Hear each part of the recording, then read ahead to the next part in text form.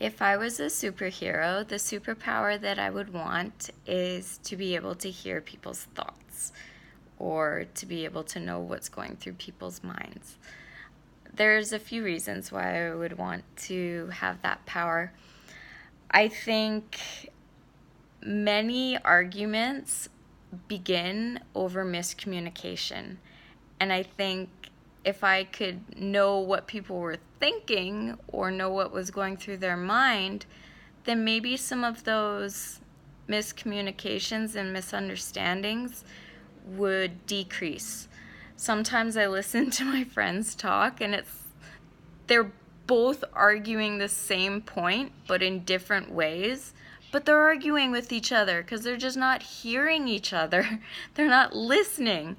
They're not thinking about what the other person is thinking about. They're not, sometimes not even thinking about what they're saying. So I think being able to hear people's thoughts might decrease miscommunication. I think it would also help you know where you really truly stand with people, because sometimes maybe you're not getting the truth.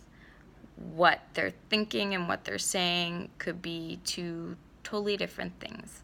And sometimes that really bugs me. I'll be talking to someone and I'll just be like, what you're telling me is not what you're feeling. I can tell. It's written all over your face.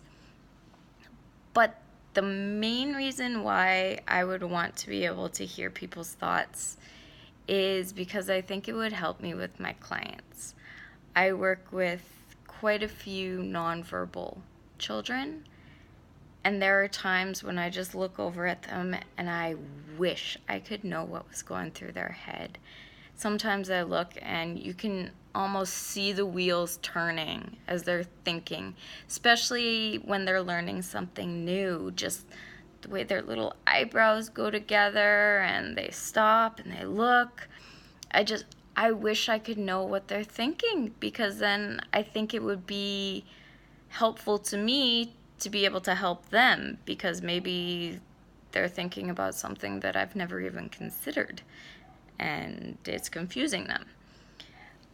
I would also find it helpful with a lot of my verbal clients, because I find that many of them, when I ask them, like, what are you thinking about? Or what did you feel about that? Or how did that go? What are your thoughts on that? So often they say, nothing. I don't know. I don't know. And I don't often think that it is just a cop-out that they don't want to answer. I think sometimes they literally don't know how to answer.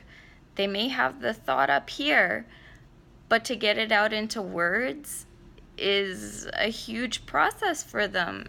And so after feeling unsuccessful, they shut down. I don't know. I don't know. I don't know. I hear that so often, to the point where sometimes I'll tell them, I don't want to hear I don't know. There's no wrong answer.